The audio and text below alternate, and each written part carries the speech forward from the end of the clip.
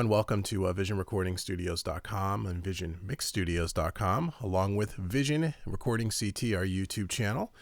Today I want to do a quick little video. This one will be quick, I promise. Most of my videos are way too long, people tell me sometimes.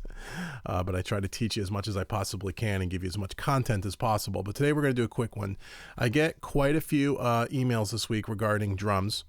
And one question specifically was, hey Dave, I have a drum kit that I recorded. It sounds really great with very minimal processing, very little compression, very little EQ, which is fantastic. That means your capture was done properly, which is an awesome thing.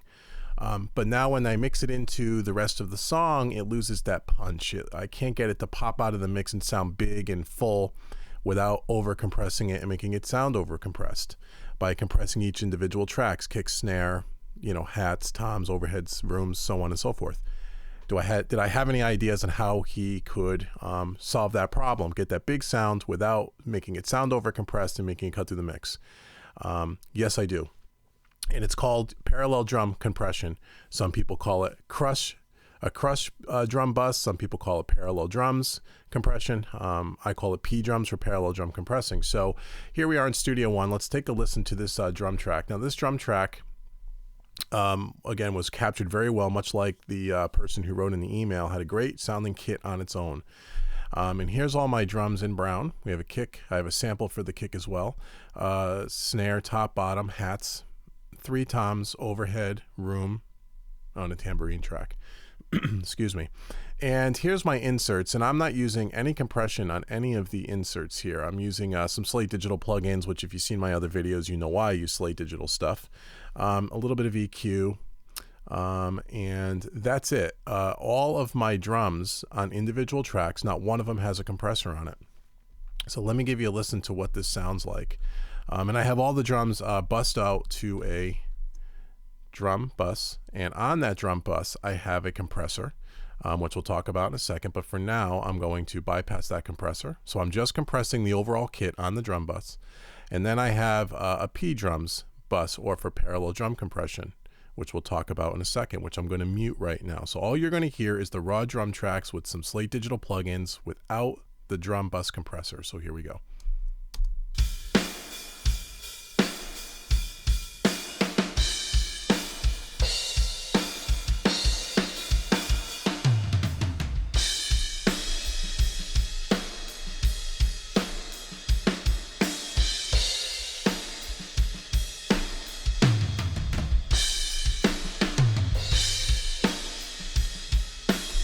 Okay, pretty good drum kit, right? On its own, it sounds really good.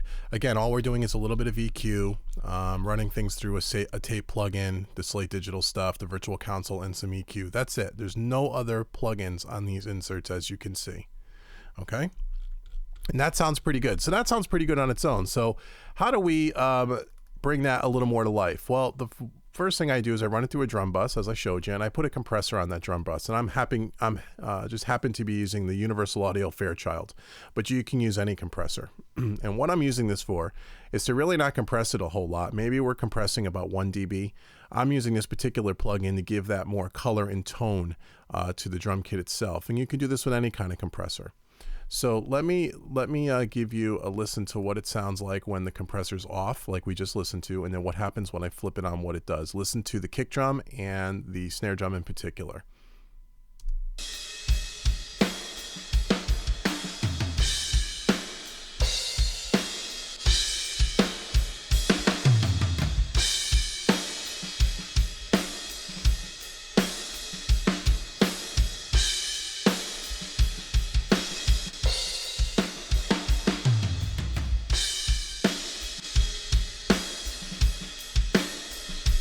Okay, so hopefully you can hear the difference depending on the speakers that you're listening to this tutorial back on. As you can see, I'm only compressing maybe a little less than a dB. At times, at the highest peak, maybe 1 dB. And what this compressor does, or what any drum bus compressor will do, it brings up the kick drum a little more, brings out the crack of the snare, brings out the cymbals a little bit more, kind of tightens up the track. That's kind of step one, to kind of tighten everything up. Very little drum compression. No drums, no compressor on any of the individual tracks, just a drum bus compressor. That seems to work for me, and it works well. And again, you can use any compressor. This just happens to just be the one I'm using on this particular track. Okay, now the secret to this, after you've done that, is to use what we call parallel drum compression. And what we do is we have a bus set up for, I call P drums, and we're going to run that, we're going to run individual tracks through this compressor on the P drums bus, particularly the snare, the kick, and the toms. Not the overheads, not the room mics, but to get that kick and snare, and if you want the toms to pop through the mix more, we're going to compress heavily those three tracks into this compressor. Okay, so what we do is I'm using an 1176 style compressor. Again, it's made by Universal Audio, but you don't have to use that. You can use any compressor. I'm using a very fast release and a very slow attack to let all the transients come through. Okay, so, and we'll take a look here. When you scroll down here to the drum tracks, okay, what you want to do is you want to send the kick, the snare, and in my case, the toms to this parallel drum compressor on the parallel drum compression bus. Okay, you want to use it as a send, and you want to do it pre-fadered. If you don't know how to flip between pre and post in Studio One, you just click this little thing here. Blue is post, orange or amber is pre. Okay, and you can see I'm sending it to the P drums. Here's the kick. Here's the sample of the kick. Here is the snare. Okay, snare top and bottom. I'm not bringing the hi-hats through. Tom 1, Tom 2, and the floor tom. And all you do is control the amount of signal you want to send to this compressor. So the more signal you send to it, just like a normal send, just like sending it to a delay, the more effect you're going to have. So let's just solo the parallel drum compression bus so you can hear that. So here's just what's going through this particular compressor. Okay, so here we go.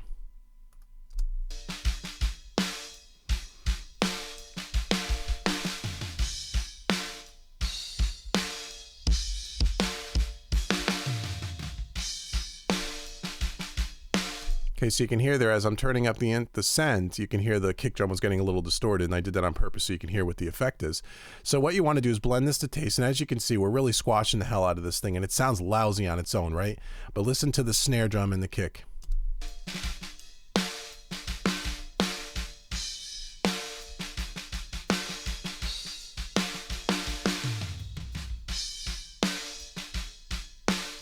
Okay, so you get that real wacky sound, that whack, whack, whack that cuts through. It sounds lousy on its own, right? You would never use that on its own.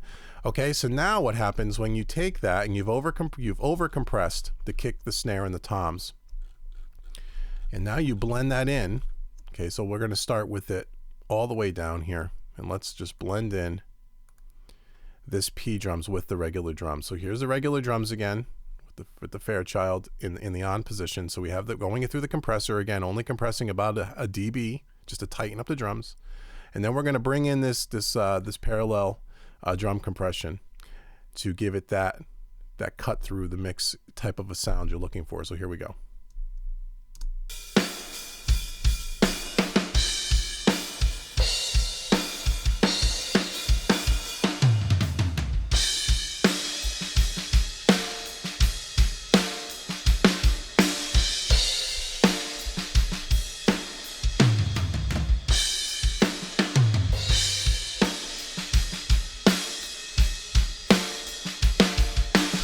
So you hear how the snare and the kick in particular come to life. They cut through the mix more. They pop through the mix.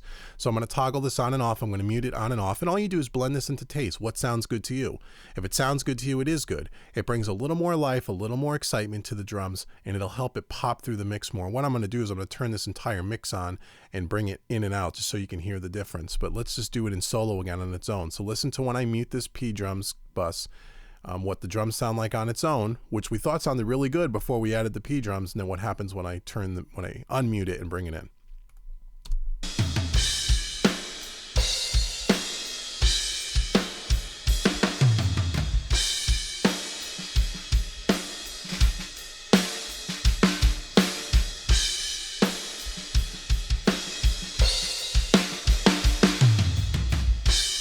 Okay, so hopefully you can hear the difference. It's a world of difference if you're listening to this on a good playback system. Okay, so now what I'm going to do, let's bring in the whole mix here just so you can get a feel for. I'm gonna get rid of this mixer here, and take a listen to what we have when we listen to the whole mix. And again, I will mute the P drums and you'll hear the drums, and then we're going to kick it in. Okay, so here we go. Let's take a listen. I'm going down.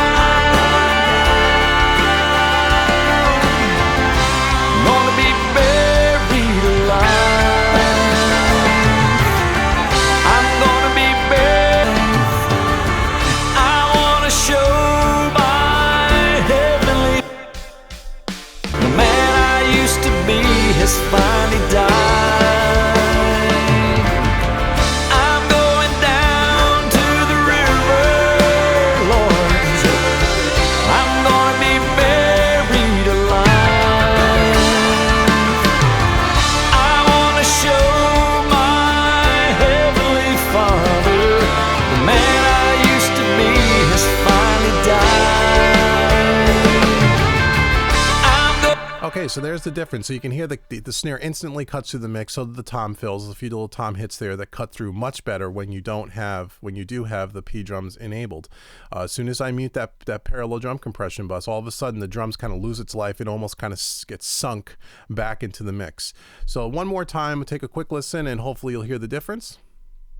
We'll start it with muted. I'm going down.